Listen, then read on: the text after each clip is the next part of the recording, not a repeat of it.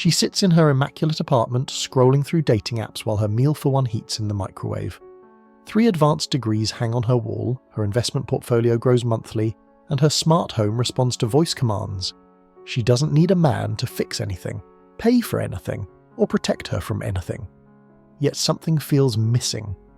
Meanwhile, across the city, he's playing video games in his bachelor pad after ordering dinner through an app. His cleaning service maintains his space, his virtual assistant manages his schedule, and his entertainment system provides endless distraction. He doesn't need a woman to cook, clean, or provide companionship. His life runs smoothly without female input. For the first time in human history, men and women don't need each other to survive. We've created a world where both sexes can live comfortable, prosperous lives in complete isolation from the opposite sex. This liberation should have made relationships better. Instead, it's making them extinct. Today, I'm going to reveal why prosperity has poisoned partnerships, how abundance has eliminated attraction, and why the very progress that was supposed to bring us together is driving us apart at an unprecedented rate. What we're witnessing is what I call the necessity extinction event, the complete elimination of survival-based motivations that historically forced men and women into cooperative relationships. This extinction has fundamentally altered the foundation of human romantic dynamics. The necessity extinction event operates through what I call the survival redundancy revolution, where modern technology and economic systems have made the complementary skills that men and women traditionally provided each other completely unnecessary for individual survival. This event began when women gained economic independence that eliminated their need for male financial protection and provision. Simultaneously, men gained access to services, technologies, and social systems that eliminated their need for female domestic management and companionship. The necessity extinction event also includes what I call the security obsolescence process, where government institutions, insurance systems, and legal frameworks now provide the safety and stability that intimate partnerships once supplied. Modern people can achieve security through institutions rather than relationships.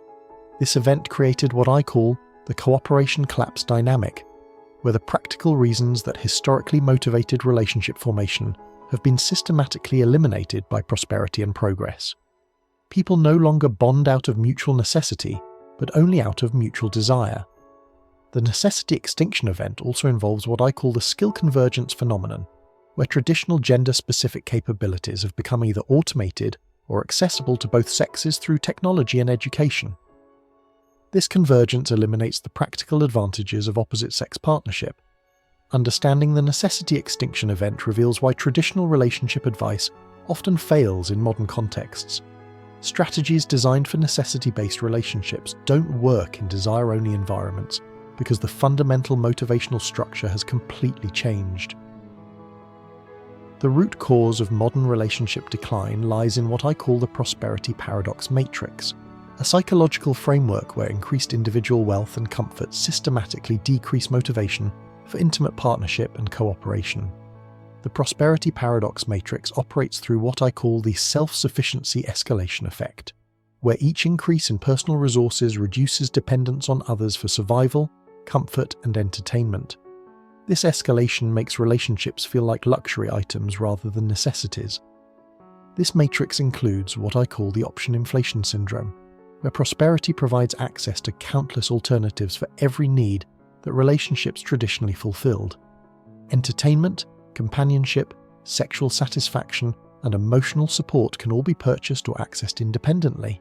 The prosperity paradox matrix also involves what I call the comfort zone expansion process, where wealth allows people to create highly customized living environments that feel perfect for their individual preferences, but become difficult to share with others whose preferences differ.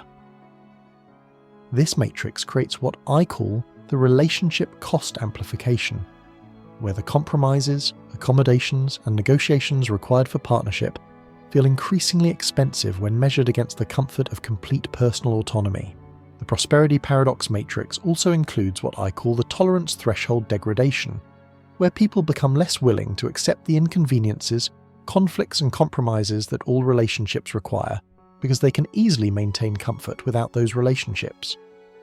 Understanding the prosperity paradox matrix reveals why wealthier societies consistently show declining birth rates, marriage rates, and relationship satisfaction, despite having more resources and opportunities than any previous generation in human history. Without necessity to drive relationship formation, modern people have fallen into what I call the desire escalation trap, a psychological pattern where standards for acceptable partners continuously increase, while willingness to compromise continuously decreases. The desire escalation trap operates through what I call the expectation inflation cycle, where each year of singleness raises the bar for what partners must provide to justify ending that singleness. People become increasingly selective because they're not desperate. This trap includes what I call the fantasy partner syndrome, where unlimited options create mental templates of perfect partners that no real human can match. People compare actual individuals against impossible standards constructed from the best qualities of multiple people. The desire escalation trap also involves what I call the opportunity cost obsession, where every potential relationship is evaluated against all other possible relationships that might exist in the future. This obsession prevents commitment to good relationships while waiting for perfect relationships. This trap creates what I call the settlement phobia pattern, where any form of compromise feels like failure because prosperity has convinced people they should be able to have everything they want without sacrifice. The desire escalation trap also includes what I call the infinite postponement protocol, where people believe they have unlimited time to find perfect partners, so they feel no urgency to commit to imperfect but adequate relationships. Understanding the desire escalation trap reveals why modern dating feels increasingly frustrating for both sexes. People are trying to satisfy evolved psychology with modern abundance, creating expectations that reality cannot fulfill. Modern technology has created what I call the digital delusion ecosystem, a virtual environment that provides convincing simulations of relationship benefits without requiring actual relationship investments or compromises. The digital delusion ecosystem operates through what I call the intimacy substitution infrastructure, where social media, gaming, entertainment platforms, and virtual interactions provide psychological satisfaction that historically came only through close personal relationships. This ecosystem includes what I call the validation marketplace, where people can receive attention, admiration, and ego satisfaction from strangers online rather than needing to build deep connections with specific individuals who might make demands or require reciprocation. The digital delusion ecosystem also involves what I call the fantasy relationship economy, where people can experience emotional highs through parasocial relationships with celebrities, influencers, or fictional characters without the complexity of real human interaction. This ecosystem creates what I call the effort avoidance pathway, where people can access entertainment, stimulation, and even sexual satisfaction through devices and platforms that require no social skills, emotional intelligence, or interpersonal compromise. The digital delusion ecosystem also includes what I call the reality comparison distortion, where constant exposure to curated, edited, and idealized presentations of life makes actual relationships with flawed, complex real people feel disappointing by comparison. Understanding the digital delusion ecosystem reveals why many people prefer online interactions to offline relationships. Digital environments can be customized to individual preferences in ways that human relationships never can. Supporting the practical changes is what I call the independence ideology revolution, a cultural transformation that has redefined self-reliance as the highest virtue, while rebranding interdependence as weakness or failure. The independence ideology revolution operates through what I call the autonomy worship system, where individual choice, personal freedom, and self-determination are elevated above cooperation, compromise, and collective benefit. This system makes relationships feel like threats to personal identity. This revolution includes what I call the vulnerability demonization process, where emotional openness, dependence, and need are portrayed as character flaws rather than natural human experiences that create intimacy and bonding. The independence ideology revolution also involves what I call the partnership pathologization trend, where healthy interdependence gets labeled as codependence, normal relationship conflicts get labeled as toxic, and ordinary human neediness gets labeled as red flags. This revolution creates what I call the isolation glorification effect, where being alone is portrayed as empowering and sophisticated, while seeking partnership is portrayed as needy and immature. This effect makes people ashamed of normal desires for connection. The independence ideology revolution also includes what I call the commitment phobia normalization, where inability to maintain long-term relationships gets reframed as wisdom about avoiding bad partnerships rather than recognized as difficulty with intimacy. Understanding the independence ideology revolution reveals why modern relationship advice often focuses on leaving relationships rather than improving them. The cultural framework assumes that any relationship difficulty indicates fundamental incompatibility. Underlying all these modern changes is what I call the biological mismatch crisis. The fundamental incompatibility between evolved human psychology and contemporary social conditions that creates psychological distress despite material prosperity. The biological mismatch crisis operates through what I call the evolutionary lag effect, where human brains designed for small tribal communities with clear hierarchies and defined roles struggle to function in anonymous urban environments with unlimited options and undefined social structures. This crisis includes what I call the bonding system dysfunction, where mechanisms evolved to create pair bonds through shared survival challenges no longer activate because modern life eliminates those challenges. People can't form deep connections because the circumstances that create them no longer exist. The biological mismatch crisis also involves what I call the attraction algorithm confusion, where mate selection systems designed to identify good partners for harsh environments consistently choose poorly for comfortable environments because the selection criteria are mismatched to current conditions. This crisis creates what I call the satisfaction impossibility syndrome, where brains designed to find contentment through achieving security in uncertain environments can never feel satisfied in environments where security is guaranteed and threats are minimal. The biological mismatch crisis also includes what I call the purpose vacuum problem, where humans evolved to find meaning through survival, reproduction, and tribal contribution, but modern life eliminates these challenges while providing no comparable sources of meaning. Understanding the biological mismatch crisis reveals why increasing prosperity often correlates with increasing depression, anxiety, and relationship dysfunction. Modern life provides everything humans thought they wanted while eliminating everything humans actually need. The abundance of modern life has created what I call the choice paralysis pandemic, a psychological condition where unlimited options create anxiety, indecision, and satisfaction, reduction rather than freedom and happiness. The choice paralysis pandemic operates through what I call the decision overwhelm effect, where having countless potential partners makes choosing any single partner feel like an enormous loss rather than a positive gain. Every choice eliminates infinite alternatives. This pandemic includes what I call the optimization obsession syndrome, where people become so focused on finding the perfect partner that they lose the ability to appreciate good partners who aren't perfect. The pursuit of optimization prevents satisfaction with optimization. The choice paralysis pandemic also involves what I call the regret anticipation anxiety, where people avoid making relationship commitments because they're terrified they'll later discover better options. This anxiety prevents formation of the commitments that could provide satisfaction.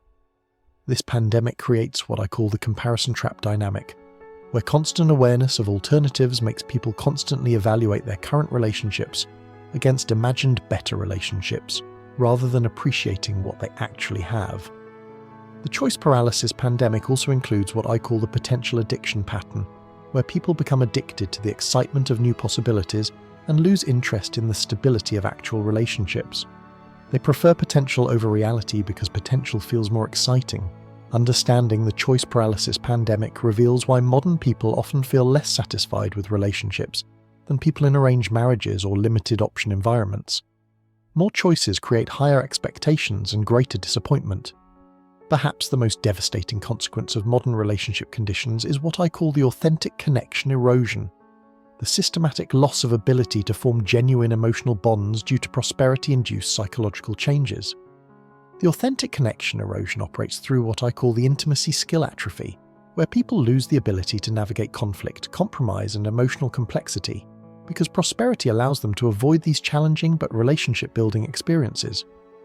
This erosion includes what I call the vulnerability tolerance degradation, where people become increasingly uncomfortable with the emotional exposure that deep relationships require because they can easily avoid vulnerability by remaining isolated.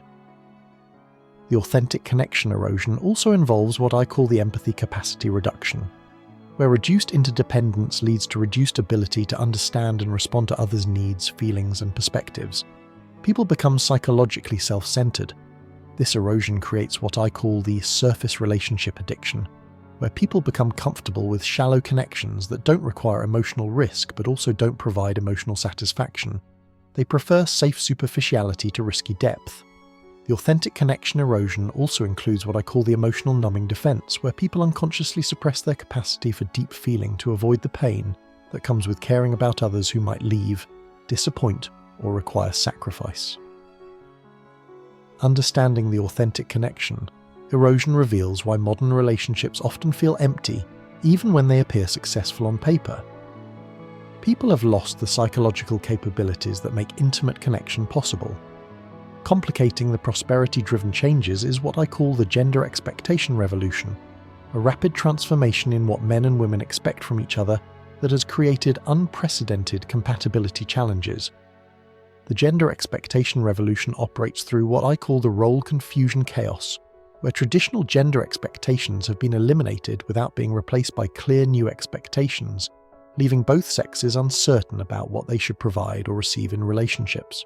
This revolution includes what I call the value proposition volatility, where what makes men attractive to women and women attractive to men changes rapidly as social conditions change, creating confusion about how to be appealing to the opposite sex.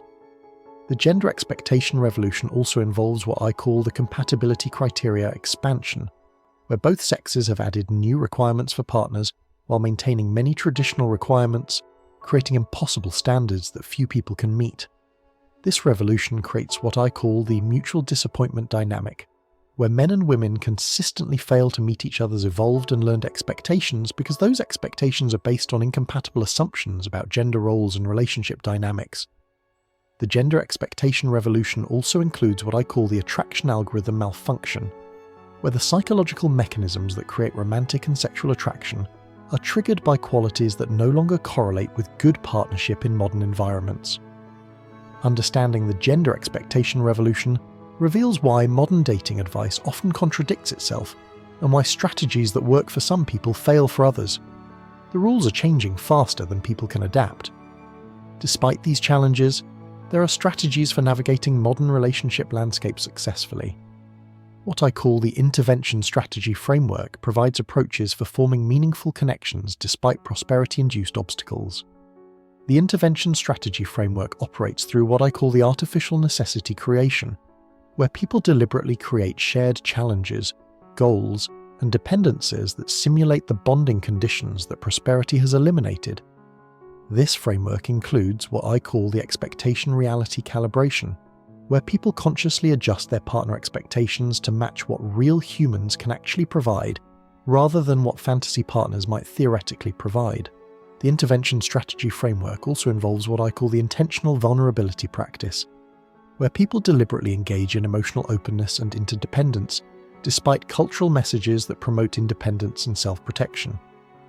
This framework creates what I call the choice limitation strategy, where people consciously restrict their options to prevent choice paralysis and enable appreciation of good partners rather than constantly seeking perfect partners.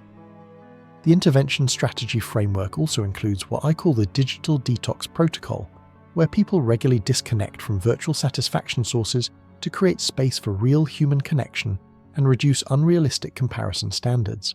Understanding the intervention strategy framework reveals that successful modern relationships require conscious effort to counteract the natural effects of prosperity and abundance on human psychology and social bonding.